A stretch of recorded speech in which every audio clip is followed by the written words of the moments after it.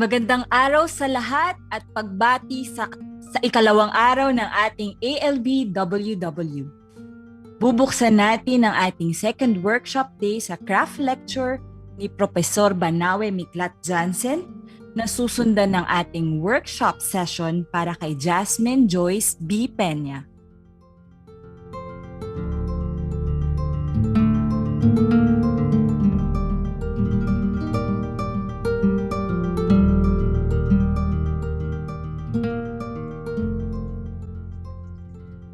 Good day and welcome to the beach.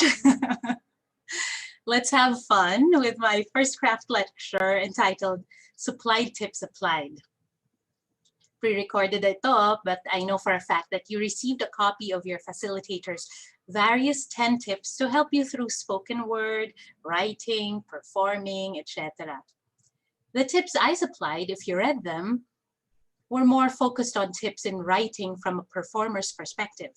But in this lecture, I will try and focus it back on performing for your spoken word. So sit back, relax, enjoy the view, take notes, experience, or whatever. Pero allow what you hear into your own understanding. Tip number 1, stop. Sa 10 tips na sinulat ko, ito yung nakasaad. Before you sit down with the intention to write or practice what you wrote, stop. Stop whatever it is that you are doing or thinking. Close your eyes, put both feet on the ground, and feel the floor underneath you. Are your toes curled up or drawn tightly together? Relax them and feel the floor with your whole feet. Now, that's easy enough to do, no? When you write alone in your room or the corner of the room. But here's the thing about when you are standing up about to perform. You get nervous as hell, diba? And feel the crazy thump of your heartbeat. Diba? Now, when that happens, try to stop and notice your feet. Either yan, magkakadikit na nakatense ang mga daliri o kaya nakataas, tense pa rin yung mga daliri. That's when you flatten your toes on the ground and spread it out. Trust me, biglang may level ng grounding na mapupunta tayo sa tip number 2. Breathe. Napansin nyo ba nung pinakita ko yung nangyayari sa paa, tapos nirelax ko yung mga daliri, pati na paa ko, tsaka yung kamay, bumagsak yung balikat ko. No? May exhale din na naganap.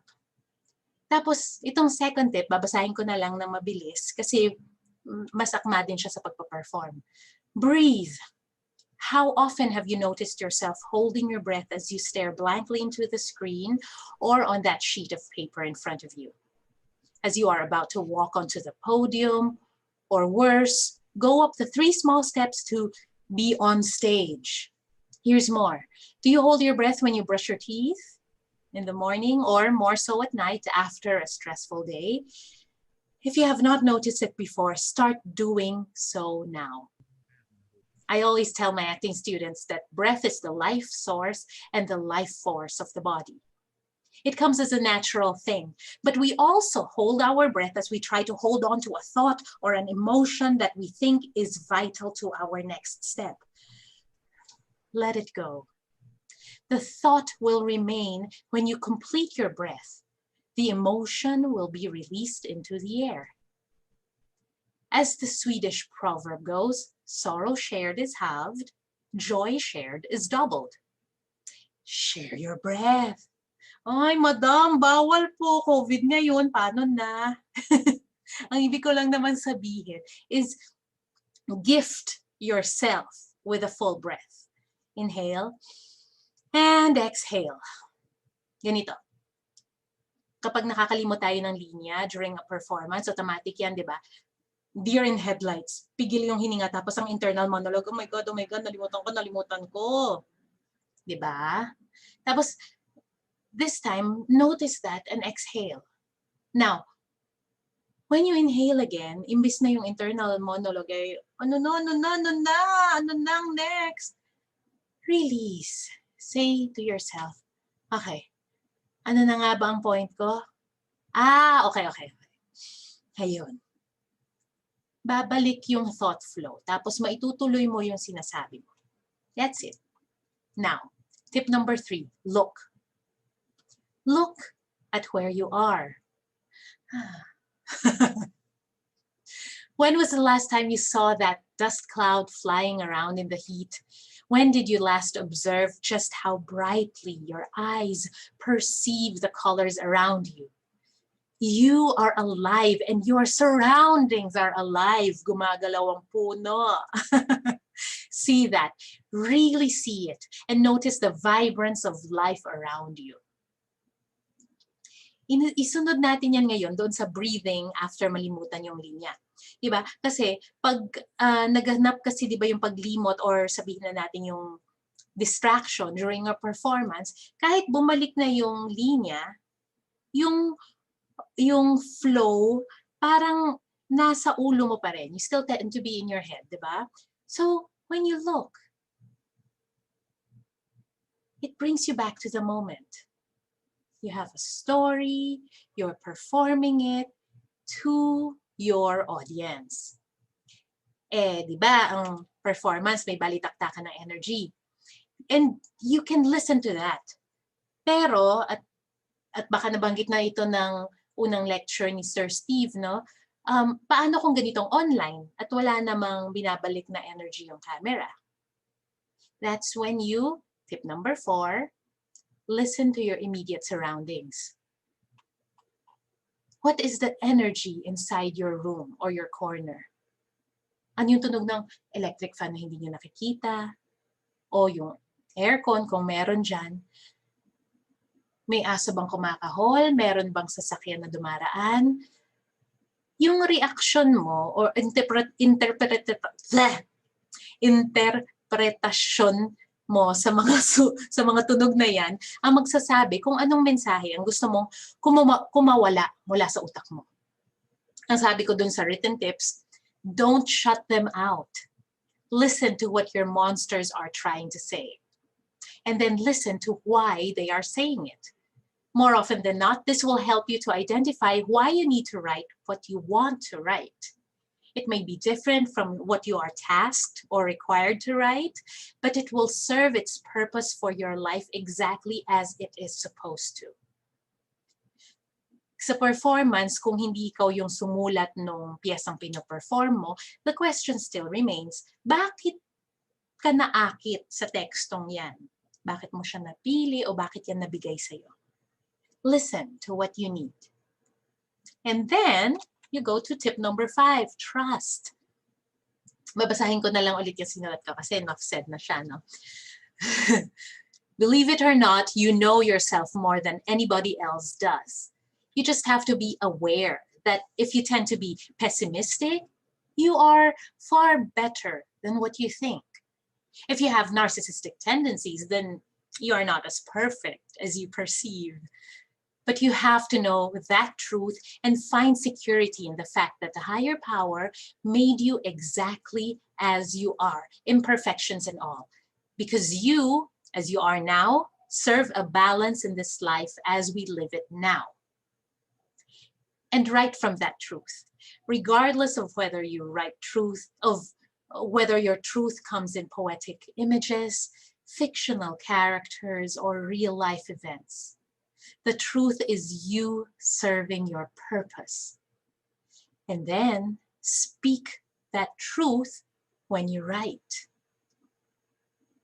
And then perform that self-same truth. Diba? Enough said. Okay, tip number 6. Release. Release. Kanina nabanggit ko na yung exhale at release, diba? Sa breath tip yon. Pero may deeper meaning pa ang exhale. Ang inhalation kasi is also called inspiration. So dumaan sa katawan at kaluluwa mo ang inspirasyon, di ba? Now, pag exhale, release din yung intensyon ng gustong sabihin sa audience. So, exhale is share. Hindi siya yung, hi. Kundi siya yung, hello. Diba? Iba yung intensyon. Kasabay niyan, release tension from your body na rin. para mas madali yung pagkuha uli ng inhale hanggang nagfo-flow na ang dami ng emosyon na i-release. Very tricky ito kasi ang tendency ng internal dialogue ng performers, kailangan maramdaman ko yung sinasabi ko. Kailangan maramdaman ko. Internalize, di ba? Merong mga ganon. Kung anger yan, kailangan maramdaman ko yung laban. Kung sexual yan, kailangan sexy ako. But the tricky part is, and you have to trust this, kapag na-release mo yung emosyon sa performance, nawawala siya sa'yo eh. Karaniwan yung feeling mo, pag nawala, ay, hindi ba effective? Kasi wala akong naramdaman after. Pero the truth is, magic yun. Kasi yung pinaghandaan mo, nagtiwala ka at ni-release mo. Ngayon pumunta siya sa audience. Pumunta sa audience yung intention mo na kumbaga, imbis na ikaw yung umiyak, yung audience ang naiyak para sa'yo. Kaya, yung sorrow shared is halved. Tapos, pag masaya ka, masaya yung letting go process, kaya joy shared is doubled. Thank you. Ngayon, tip number 7. Clean and clear. And under control. No, commercial break yan. No, hindi pa. Medyo tawa lang ako ng konti kasi itong next tip na to mabigat kasi nakuha ko to sa tatay ko at kamamatay lang niya. So, bago ako mag-breakdown, basahin ko na lang. Clean and clear. Clean your surroundings. I inherited this practice from my father. When he is about to write, he cleans and then redecorates his working area, usually located in his library. Sometimes he would move furniture around and redecorate the whole house before finally, a month later, sitting down to write. I practice the same thing. Sometimes it's just watering the plants next to my desk and sweeping the room. Other times it's spring cleaning and moving paintings and photographs around. The process helps clear my mind and create an environment that makes stopping and breathing, looking and listening occur before I can trust my thoughts to be released into words. So come to think of it, this clearing of the workspace is like a physical conditioning of the psyche, di ba? Tama ba yun, Ma'am Ami, bilang nag-psychology? Parang in cleaning, I also get to compartmentalize my thoughts. Sa performance, ang compartmentalization na ginagawa ko before every show is putting on my own makeup and then ayusin ko yung props ko. Kahit na may staff na gumagawa ng pag-aayos ng props, gusto ko, hinahawakan ko yung props ko, ako yung naglalagay dun sa pwestong kailangan niya bago ko siya kuhanin para meron siyang energy ko. Ni-inspect ko siya before the show and then finally, I will go back to my script and read it. Even sa staged readings, nahawak ko naman ang script. Meron ding mga, di ba, spoken word na hawak yung script, meron memorized, no? Ako, kahit hawak ko yung script, binabasa ko siya beforehand. Tapos pag sa staged reading, sinisigurado ko na may tubig dito sa tabi ng upuan ko. Ako din yung naglalagay para alam kong pag baba ng kamay ko, nandun siya sa pwesto niya. That's how I clean and clear. So that I'm under control. Alright, paulit-ulit. May bayad na ba? Neutrogena. Okay, now, tip number 8, humble yourself. Babasahin ko lang ulit. Remember that you are in a workshop to learn. So accept the criticisms and know that you are here to better yourself. If you cannot accept something someone said, then you are forgetting your reason for being here, which is to learn. Why do you want to learn? Ikaw lang makakasagot niyan. What do you want to say and why do you want to say it? Make your intentions pure. This one I learned from my sister. Your endeavor will succeed if your intentions are pure.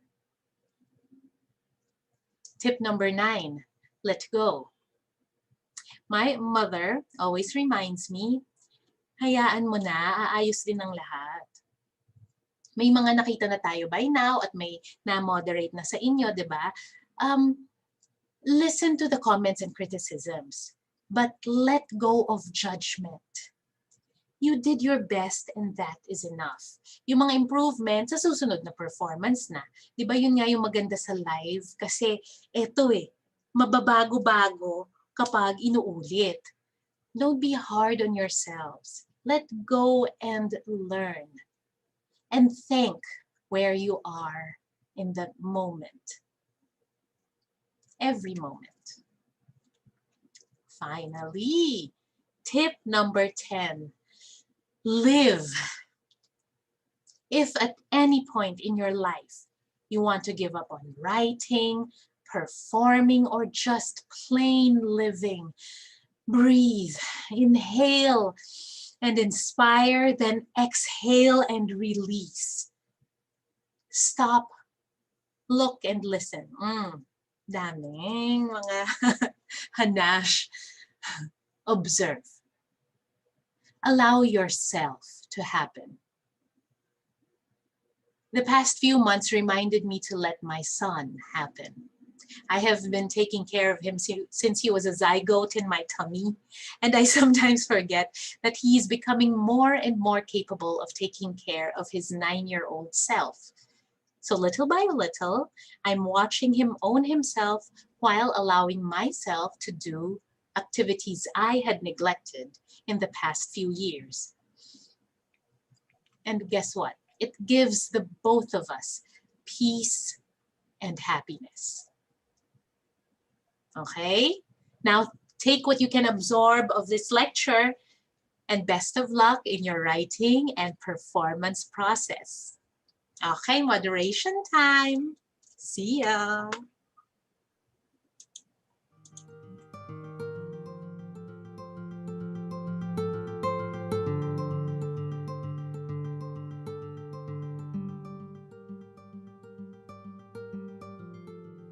Maraming salamat sa mga karanasang na ibahagi ninyo, Ma'am Banaue.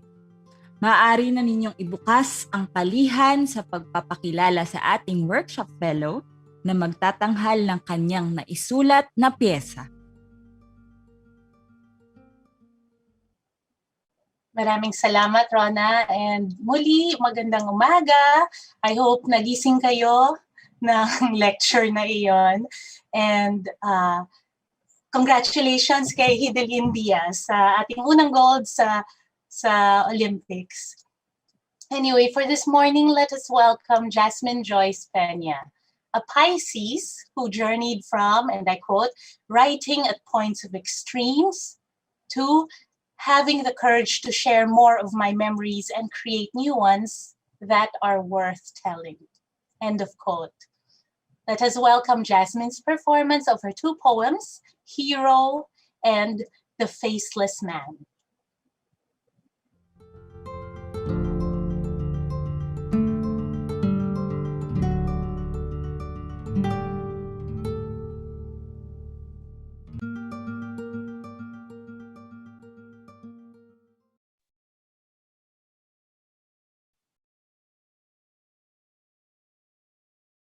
They called your battle scars token, made your war stories into legends. They decorated your chest with blood-earned gold, bathed in the victory bought by your dead friends' bodies, until you started to crumble, until you showed cracks, until your midnight screams and sweaty palms became a bother in the barracks. How can they call you a hero of a war you never truly came back from?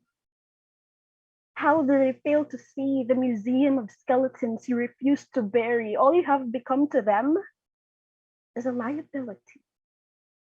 Another dead man in the army, another mouth to feed, mind to heal, in a country that uses violence as its currency. Oh, how easy it is to dispose a weapon that no longer knew how to kill.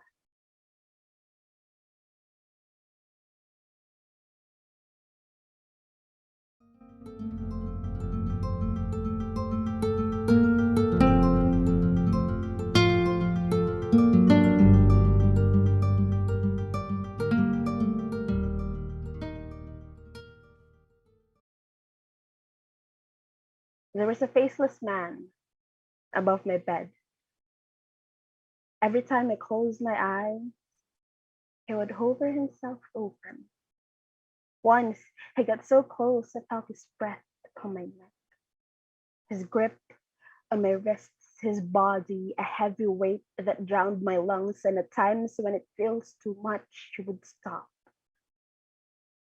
just so we could start over. He disappears at sunrise, but my body does not seem to know. My eyes would say that he's the shadow, an inch too close behind me, so I walk faster. My ears would say that his breath belonged to the guy who just called, so I hang up.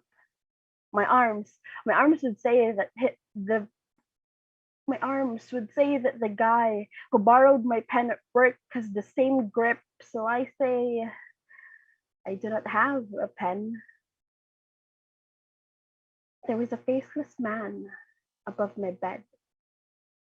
He disappears at sunrise, but my body does not seem to know. One time, I had to move apartment, so I called the Grab driver. As he turned into a dark corner, suddenly, the driver is a faceless man.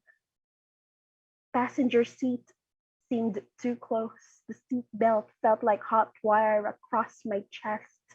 My throat started shrinking. Air left my lungs. My heart was elephant feet pounding on my chest. My eyes frantically searched for a weapon. My hands clenched into a fist so tight I felt the tingling in my bones when I came back to my senses. We have arrived at our destination. There is no faceless man, only a Grab driver with a worried look across his face.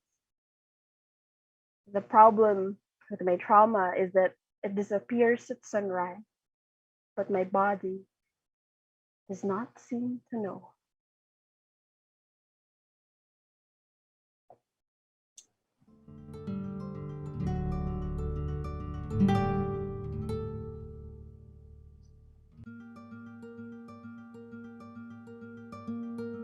Muli, ang napakinggan at napanood ninyo ay si Jazzmine Joice B. Peña, ang workshop fellow na nakatampok sa sesyon na ito.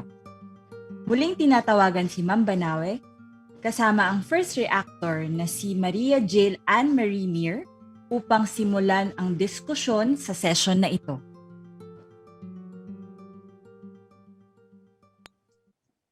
Maraming salamat, Jazzmine. Nung nabasa ko yung tula mo, no, ang ganda-ganda ng mga imahe.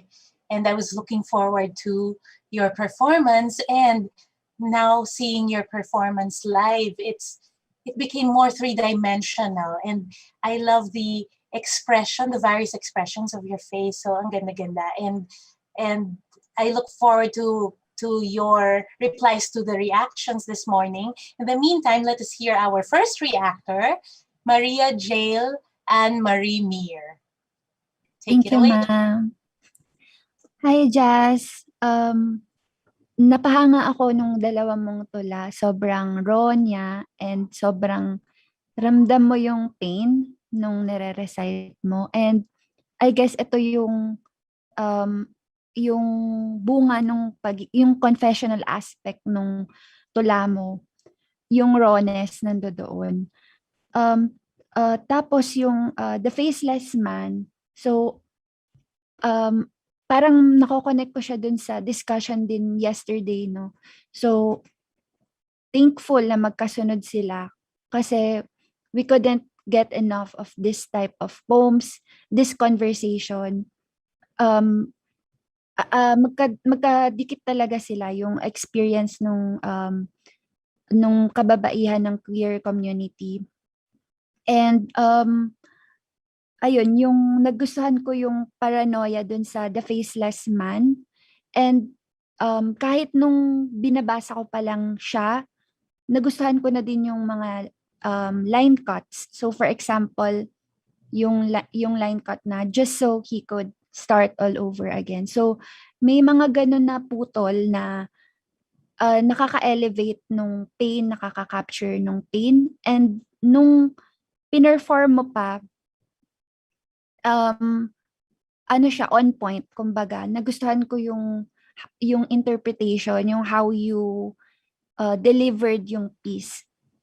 And then, dun sa dalawang poems, ang napansin ko, yung may parang nagustuhan ko yung how you end poems. So, yung how you structure them. So, parang you'll start with the details and then you'll arrive sa very strong na line, which is nandoon sa dalawang tula, dun sa The Faceless Man and Hero. And yung sinasabi kong rawness, I guess, isang quality din nun is yung language mo na parang may something sa kanya na consistent sounding for me. Yung parang conversational pero poetic. Tapos consistent for me, parang hindi ko na-feel na nadja-jar ako sa ibang line. So, nagustuhan ko yun. And yun nga, yung delivery mo, pati sa Hero, yung giggle, yung rhythm, na surprise ako doon. Yung Hero, hindi ko nakuha yung ganong rhythm nung ako yung nagbabasa. And nung dineliver mo, mas gumanda siya. Although, nung binabasa ko siya, medyo yung question ko lang, yung choice of you. Kasi medyo nahirapan akong makarelate doon. Parang hindi ko nalagay yung sarili ko na bilang you. Kasi nga meron ding katauhan doon sa you. Parang sundalo or someone yon. Pero overall, I congratulate you and looking forward dun sa comments nung iba pa nating fellows. Congrats, Jazz! Maraming salamat, Jhayle. Thank you, thank you.